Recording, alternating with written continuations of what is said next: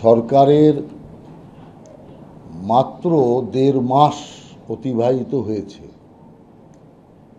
এর মধ্যেই আপনারা দেখতে পাচ্ছেন যে কোটি কোটি টাকা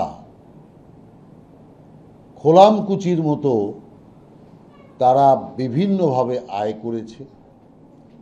আর প্রত্যেকটা আয় মানুষের কাছ থেকে জবরদস্তি করে তোলা আদায়ের টাকা, কাটমানির টাকা। অতএব আমরা বিরোধী রাজনৈতিক দল থাকা অবস্থায় যে অভিযোগগুলো আমরা করেছি, একটা অভিযোগও অসত্য নয়। আমরা যখন অভিযোগ করতাম যে বাংলাদেশ থেকে মুসলমান অনুপ্রবেশকারীরা, ব্রহ্মদেশ থেকে রোহিঙ্গা মুসলমানরা এখানে ছেয়ে যাচ্ছে, জায়গায় জায়গায় তারা টলি টলি বানিয়ে পরিকল্পিতভাবে পশ্চিমবাংলার ভোটার তালিকাকে সম্পূর্ণভাবে নিজেদের আওতায় এনে আগামী দিন পশ্চিমবাংলাকে বাংলাদেশ বানানোর ষড়যন্ত্র করছে। যখন এই কথাগুলো আমরা বলতাম, তখন তৃণমূল কংগ্রেস, সিপিএম এবং কংগ্রেস এক স্বরে বলতো এগুলো বিজেপির সব বানানো তথ্য, এগুলো কিছুই হচ্ছে না। আর কোথায় অনুপ্রবেশকারী, এই সমস্ত নানা রকম কথা বলে বিষয়গুলোকে পুরোপুরি উড়িয়ে দেওয়ার চেষ্টা করত। আর আজকে দেখুন, সেটা প্রমাণ হয়ে গেছে যে কিভাবে অনুপ্রবেশ পশ্চিমবাংলা সহ ভারতের বিভিন্ন রাজ্যকে এফেক্টেড করেছে।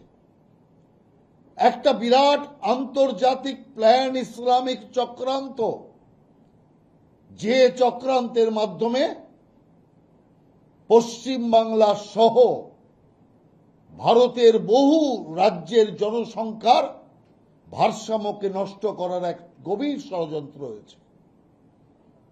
একইভাবে আমরা তোলাবাজি কাটমানির কথা বলতাম, আবাস চুরির কথা বলতাম, ১০০ দিনের কাজের চুরির কথা বলতাম।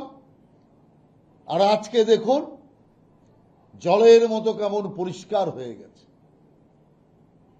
সল্টলেকের এক নেতা কিলো কিলো সোনা কিনছে, কোটি কোটি টাকা তার বাড়ির থেকে উদ্ধার হচ্ছে। অপরাধী যারা পালাচ্ছে, সুশান্ত ঘোষ পুরীর থেকে ধরা পড়লেন। অর্থাৎ এই যারা অপরাধী, তারা পালিয়ে বাঁচবে না, এই ঘটনা একদম পরিষ্কার। মাটির তলায় টাকা, ঝোপের তলায় টাকা, খেতে টাকা, আলমারিতে টাকা, স্কুলে টাকা, বিভিন্ন ইনস্টিটিউশনের টাকা এরা সরিয়ে রেখেছে। অতএব কিভাবে মানুষের উন্নয়নের টাকা, মানুষের কাছ থেকে জোর করা, আদায় করা টাকা, সেই টাকা এখন উদ্ধার হয়ে এটা প্রমাণ হচ্ছে যে কত বড় চৌর্যবৃত্তির রাজত্ব এখানে মমতা ব্যানার্জি কায়েম করেছিল। মমতা ব্যানার্জির তো মুখে কালো কাপড় দিয়ে চলা উচিত। যদি বিন্দুমাত্র লজ্জা থাকতো, তাহলে হাতে হাত ধরে চৌরাস্তার মধ্যে দিয়ে মিছিল করতো না। কারণ একটার পর একটা দুর্নীতির সমস্ত পর্দা খুলে যাচ্ছে।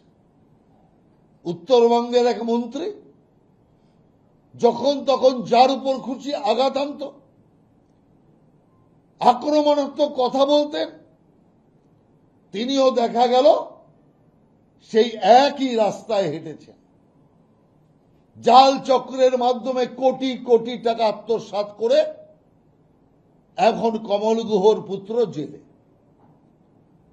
সেই কারণে আমরা পরিষ্কার বলতে চাই, তৃণমূলে সৎটা কে আছে?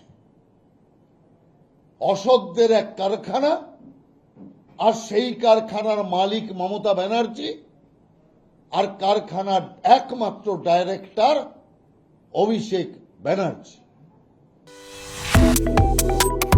Subscribe to One India and never miss an update. Download the One India app now.